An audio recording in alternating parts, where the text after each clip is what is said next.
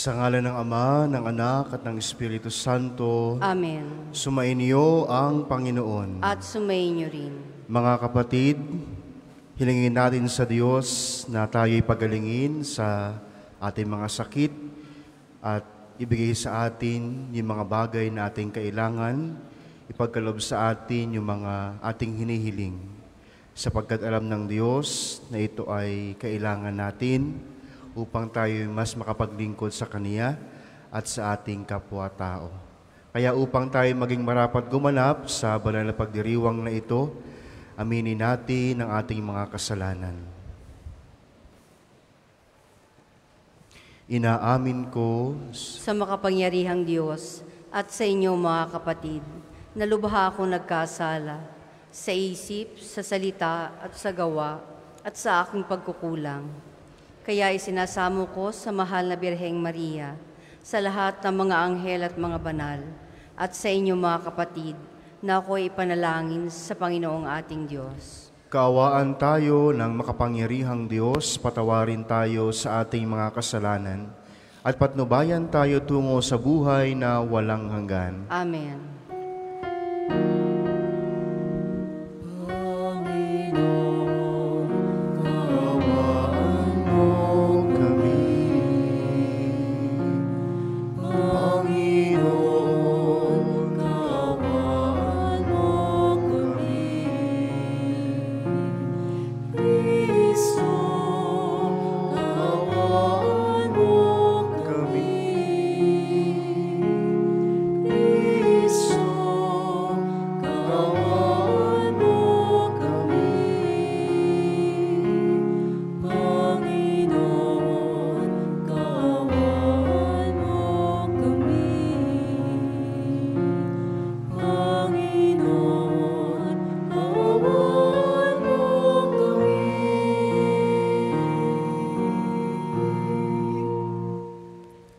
Manalangin tayo.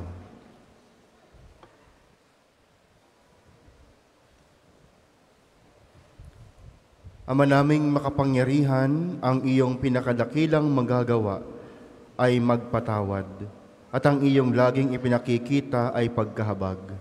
Padaluyin mo sa aming walang humpay ang kagandahang loob mong sa aming inilaan, upang sa pagkakamit namin sa pangako mong bigay, kami gawin mong kasalo sa ipagkakaloob mo sa kalangitan. Sa pamamagitan ni Jesucristo, kasama ng Espiritu Santo, magpa sa walang hanggan. Amen.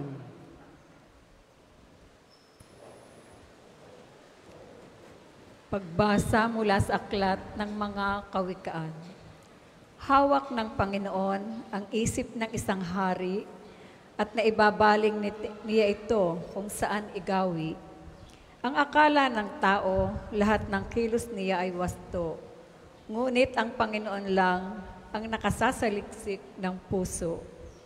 Ang paggawa ng matuwid at kalugod-lugod ay higit na kasiyasiya sa Panginoon kaysa mga handog. Ang masama ay alipin ng kapalaluan. Ang ganitong ugali ay kasalanan.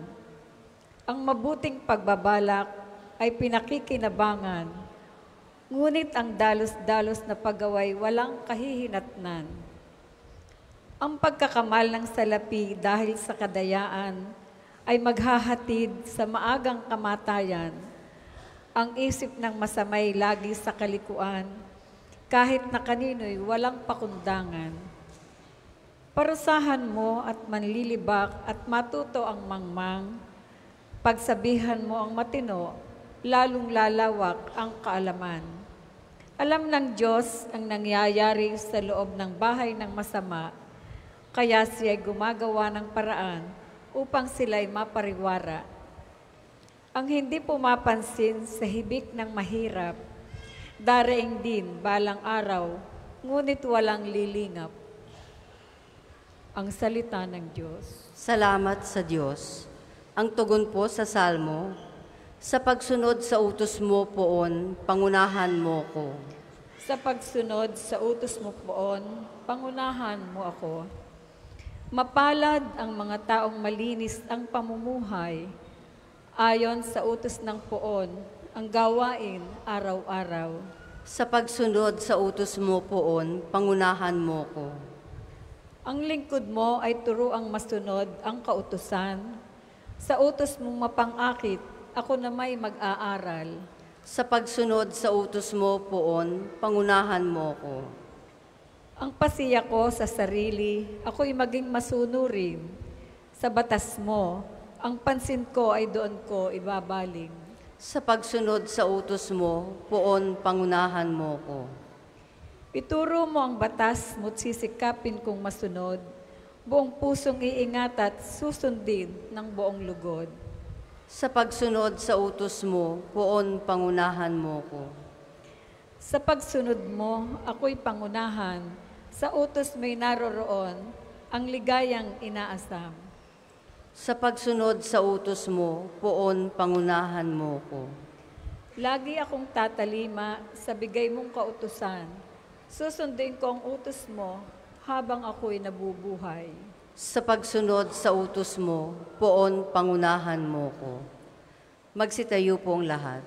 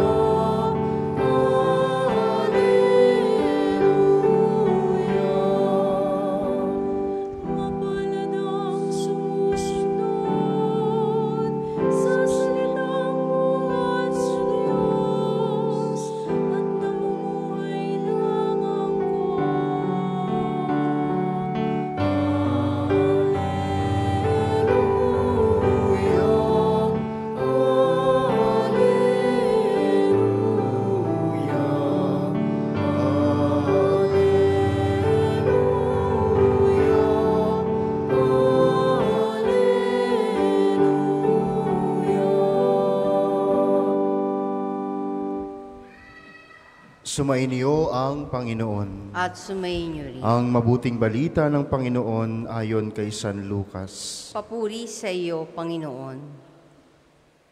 Noong panahong iyon, dumating ang ina at mga kapatid ni Jesus. Ngunit hindi sila makalapit dahil sa dami ng tao. May nagsabi sa kaniya, "Nasa labas po ang inyong ina at mga kapatid. Ibig nilang makipagkita sa inyo." Ngunit sinabi ni Jesus, ang mga nakikinig sa salita ng Diyos at tumutupad nito ang siya kong ina at mga kapatid. Ang mabuting balita ng Panginoon. Pinupuri ka namin, Panginoong Hesukristo. Magandang umaga po sa inyong lahat, mga kapatid. Magandang umaga po, Father. Kahapon ay dakilang kapistahan ng ating patron, Mahal na Santo Padre Pio. At napakaraming tao, halos hindi mahulog ang karayom ang ating simbahan. Iba talaga ang karisma, ang dating ng ating patron, lalong-lalo na sa may mga karamdaman. Sana ho'y nakapagsimba kayo kahapon, nakadalaw kayo dito kahapon sa kanyang kapistahan. Ngayon, sa ating ebanghelyo, narinig natin ang ating Panginoon na nagsabi, ang sino mang nakikinig at nagsasabuhay ng salita ng Diyos ay siya kong ina at mga kapatid. Nakakahanga nung ang ating Santo Papa ay dumalaw sa iba't ibang bansa sa Asya, halos lahat gustong makita siya. Halos lahat ay gusto siyang makausap, gustong makipagdialogo sa kaniya. Lalo-lalo na yung mga kabataan. No? Halos lahat ng mga kabataan ay gusto siyang makita at makausap. Yun nga lamang, dahil medyo mahigpit ang pagbabantay sa Santo Papa, tila imposible ang makalapit sa kaniya. No? Tila imposible ang makausap ang ating Santo Papa. Kaya alam po ninyo, ito dapat yung maging hangarin natin. Maging bahagi ng pamilya ng Diyos, maging bahagi ng kanyang angkan. At sa pamamagitan ng binyag, ito'y ating nakamit. Tayo naging mga anak ng Diyos sa pamamagitan ng sakramento ng binyag.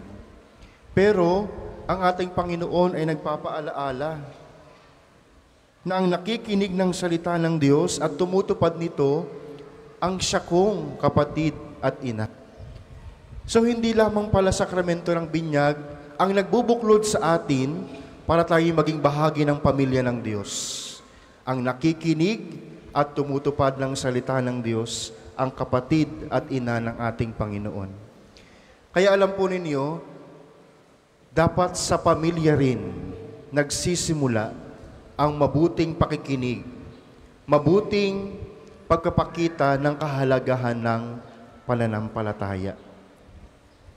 Sa pamilya nagsisimula ang maayos na ugnayan, maayos na relasyon sa isa't isa. Upang maipakita natin na tayo'y mga kapatid, bahagi ng pamilya ng Diyos. Sino na ba dito ang gustong makita si Jesus? Lahat tayo gusto nating makita. Yung ngayon na, gustong makita si Jesus.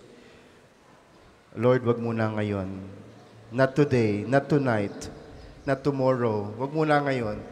But we are willing to see you, Lord. Wag lang muna ngayon. Of course, kapag gusto mong makita ang Panginoon, walang ibang daan. There's no other way ang mawala sa buhay na ito. At pinapangarap na rin makita ang ating Panginoon, makasama siya. Pero meron pang isang alternative, ang tumutupad, nakikinig sa salita ng Diyos. Kaya mga kapatid, sa pagdiriwang lagi ng misa, mahalaga ang pakikinig. Hindi lamang tayo nakaupo, makinig tayo, namnamin ang salita ng Diyos, magnilay ang salita ng Diyos. Kaya nga, hanggat maaari, yung nauunawaan nating salita ang ating ginagamit sa sakrament, sa pagdiriwang ng misa, para maunawaan natin, mapagnilayan natin, maangkin natin ang salita ng Diyos. Kaya dapat yung mga nagbabasa sa misa, maayos ang pagbabasa, nauunawaan. Sapagkat mahalaga ito para sa inyo, sa mga nagsisimba, ang makarinig o makapakinig ng salita ng Diyos at makapagnilay.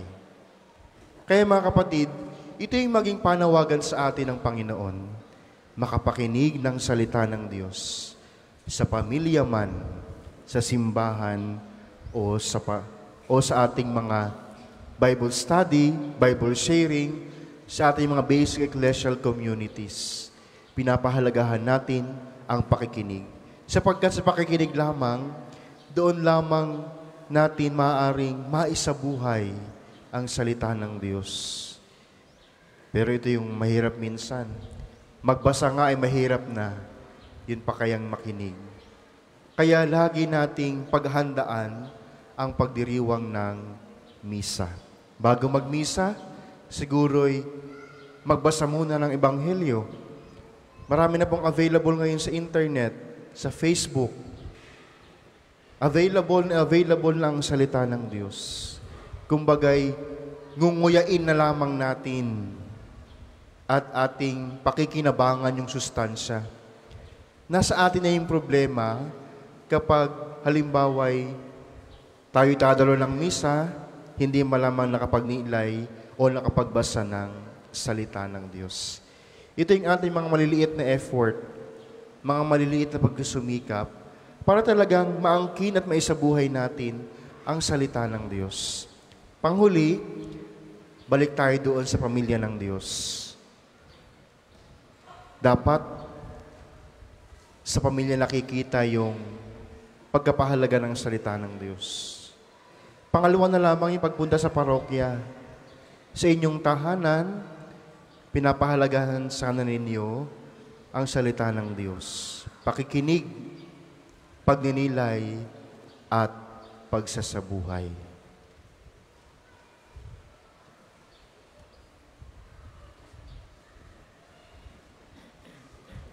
Para po sa mga maghahandog ng sobre, pakihulog na lamang po sa buslo.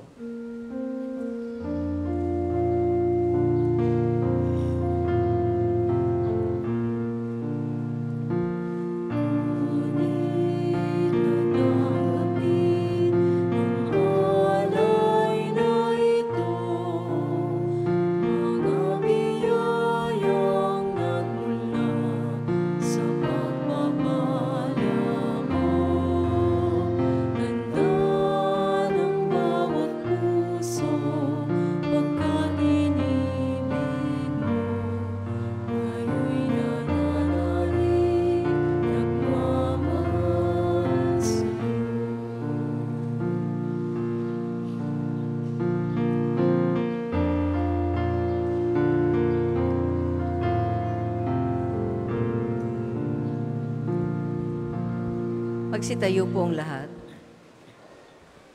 Manalangin kayo mga kapatid upang itong ating paghahain ay kalugdan ng Diyos Amang makapangyarihan. Tanggapin nawa ng Panginoon itong paghahain sa iyong mga kamay, sa kapurihan niya at karangalan, sa ating kapakinabangan at sa buong sambayanan niyang banal. Ama naming lumikha, maawain mong kalugdan ng mga alay ng iyong sambayanan upang ang pinapahayag namin ng may pananampalatayang matibay ay aming tanggapin sa banal na pakikinabang. Sa pamamagitan ni Jesucristo, kasama ng Espiritu Santo, magpa sa walang hanggan. Amen. Sumainyo ang Panginoon. At sumainyo rin. Itaas sa Diyos ang inyong puso at diwa. Itinaas na namin sa Panginoon. Pasalamatan natin ang Panginoong ating Diyos. Marapat na siya ay pasalamatan. Ama naming banal, tunay ngang marapat na ikaw ay aming pasalamatan. Ikaw lamang ang Diyos na totoong nabubuhay, na walang pasimula at walang katapusan. Ikaw ay nananahan sa liwanag na di matitigan. Ikaw ang kaisa-isang mabuti at bukal ng tanang nabubuhay. Nilikha mo ang tanang umiiral upang puspusin ng iyong pagpapala ang iyong mga kinapal at upang paligayahin ang lahat sa luningning ng iyong kaliwanagan. Kaya di mabilang ang mga anghel na nakatayo sa iyong harapan. Nagdilingkod sila sa iyo gabi at araw. Sa pagtunhay nila sa iyong kagandahan, sila ay nagpupuri ng masigla at walang humpay. Kaya kaisa ng mga kumakatawan sa lahat ng iyong kinapal, dito sa ibabaw ng lupa at sa silong ng kalangitan, ay nagbubunyi para sambahin ang iyong ngalan.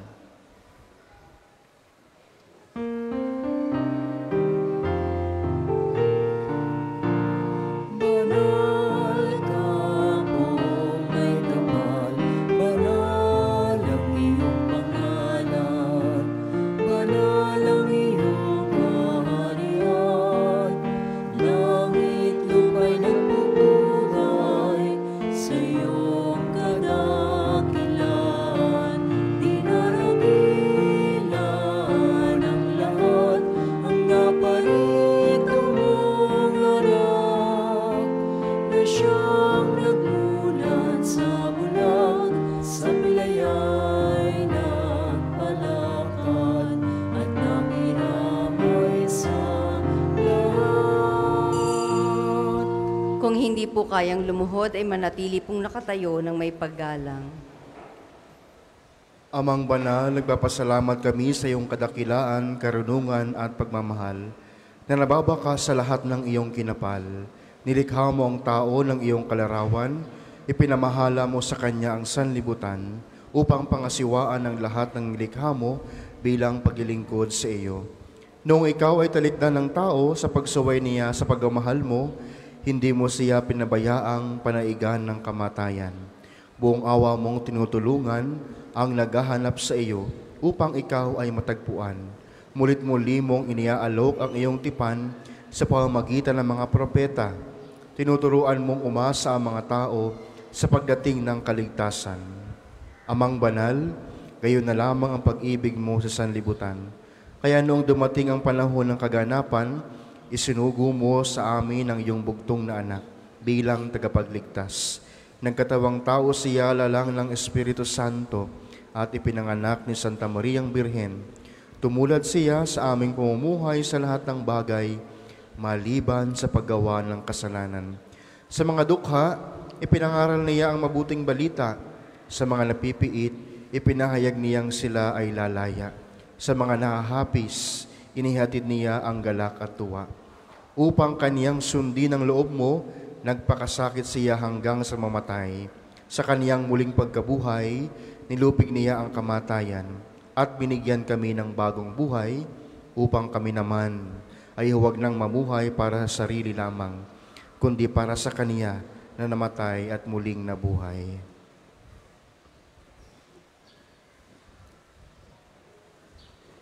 Para sa aming tanan, isinugo niya, Ama, mula sa iyo, ang banal na Espiritu. Ito ang unang bunga na handog mo sa mga sumasampalataya upang sa pag-ibigay kaganapan sa gawaing sinisimula ng anak mo, malubos ang kabanalan ng lahat ng tao. Ama, isinasamo naming pabanalin nawa ng banal na Espiritu ang mga handog na ito upang maging katawan at dugo ng aming Panginoong Heso Kristo. Sa pagdiriwang namin ng dakilang misteryong ito na kanyang inihabilin sa amin bilang tipan na walang hanggan. Ama naming banal, noong dumating ang panahon upang parangalan mong iyong anak, kaniyang ipinakita na mahal niya ang kanyang mga tagasunod na nasa sanlibutan, at ngayon ipinakikita niya kung hanggang saan ang kanyang pag-ibig sa kanila. Habang sila naghahapunan, kasama ng mga alagad, hinawakan niya ang tinapay. Pinasalamatan kaniya, pinaghati-hati niya iyon, iniabot sa kanyang mga alagad at sinabi, "Tanggapin ninyong lahat ito at kanin, ito ang aking katawan na ihahandog para sa inyo."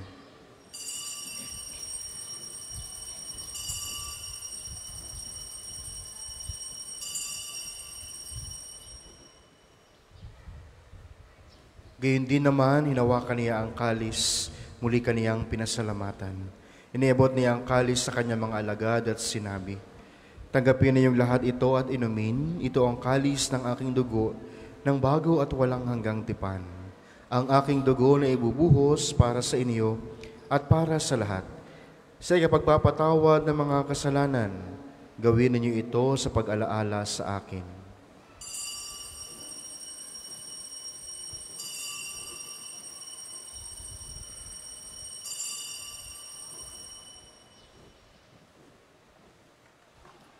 Manatili po tayong nakaluhod. Ipagbunyi natin ang misteryo ng pananampalataya. Si Kristo'y namatay, si Kristo'y nabuhay, si Kristo'y babalik sa wakas ng panahon.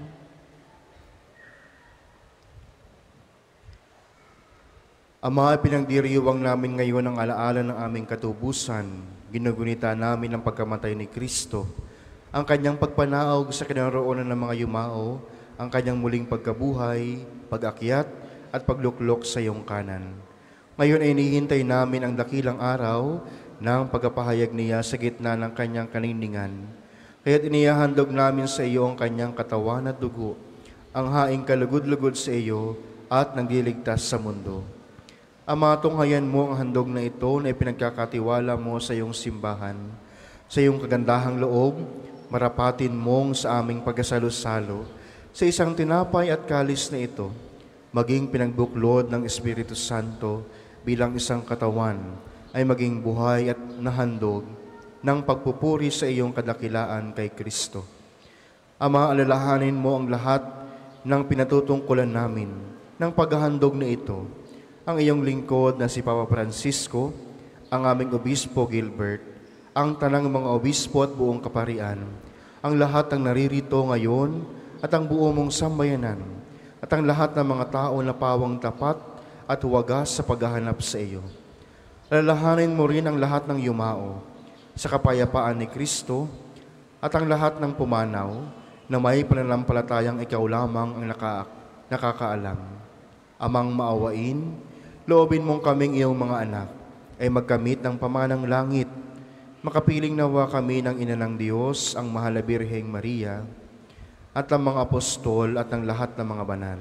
Sa iyong kaharian, kaisa ng tanang kinapa na ligtas na sa kasalanan at kamatayan, kami nagpupuri sa iyo sa pamamagitan ng aming Panginoong Hesukristo na siyang pinagdaraanan ng bawat kaloob mo sa aming kabutihan.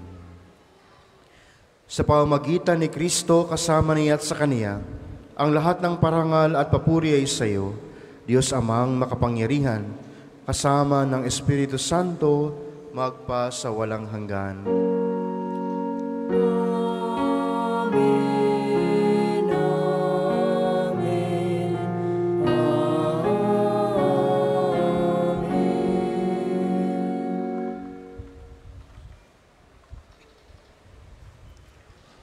Sa tagupili ng nakagaling na utos at turo ni Jesus na Panginoon natin at Diyos, ipahayag natin ang lakas loob.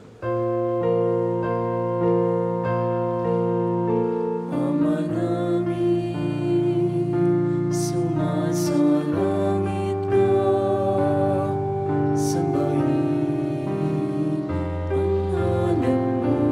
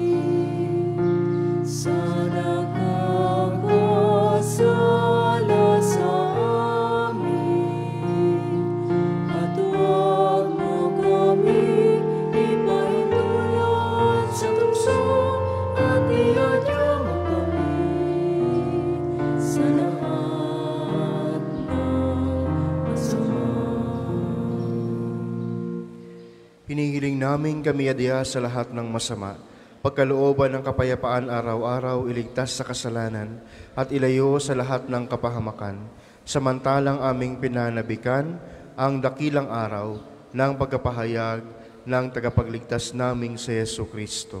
Sapagkat iyo ang kaharian at ang kapangyarihan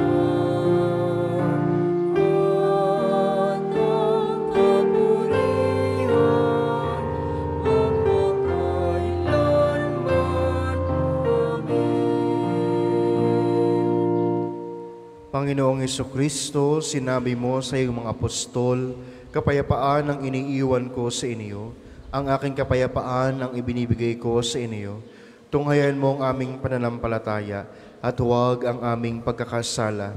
Pagkalooban mo kami ng kapayapaan at pagkakaisa ayon sa iyong kalooban, kasama ng Espiritu Santo magpa sa walang hanggan. Amen. Ang kapayapaan ng Panginoon ay laging sumainyo. At sumainyo rin. Magbigayan kayo ng kapayapaan sa isa't isa.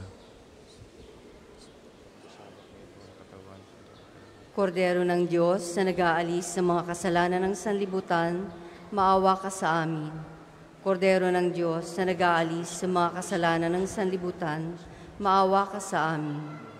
Kordero ng Diyos na nag-aalis sa mga kasalanan ng sanlibutan, ipagkaloob mo sa amin ang kapayapaan. Kung hindi po kayang lumuhod, ay manatili pong nakatayo ng may paggalang.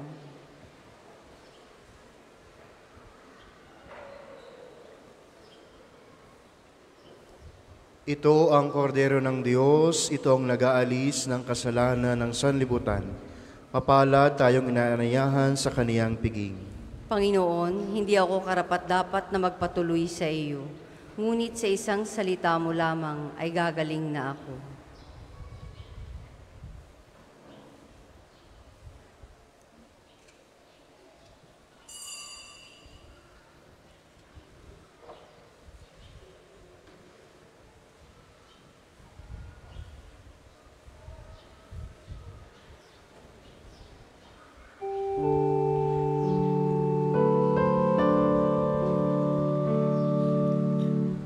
Kaibigan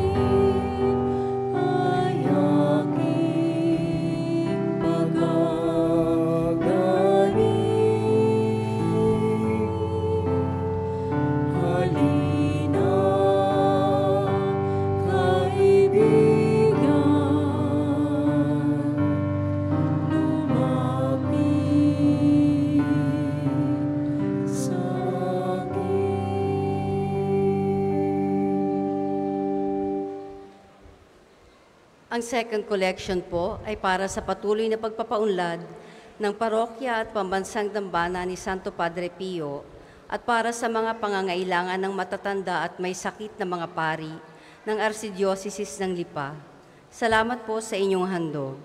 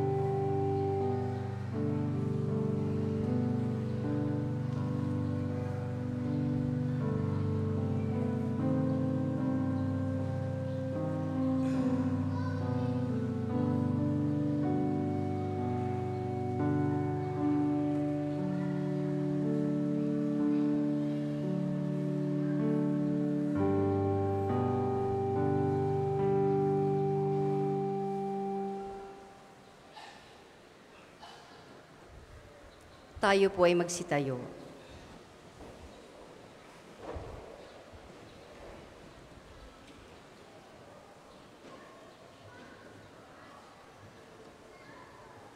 Manalangin tayo.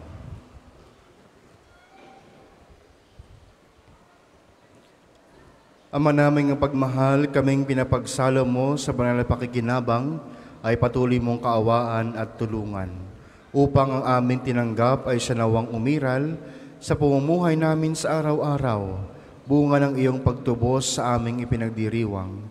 Sa pamamagitan ni Jesucristo, kasama ng Espiritu Santo, magpa sa walang hanggan. Amen. Panalangin ng pagtitiwala kay Santo Padre Pio. Padre Pio, taga Pietrelcina, mongheng banal, pintakasing santo ng milenyong kasalukuyan, gabay namin sa pagtahak sa landasing makalangit, takbuhan sa pangangailangan, huwara ng pagtitiis. Sa iyo namin inilalapit aming mga kagipitan, sa iyo po binibilin kalusugan at kabuhayan.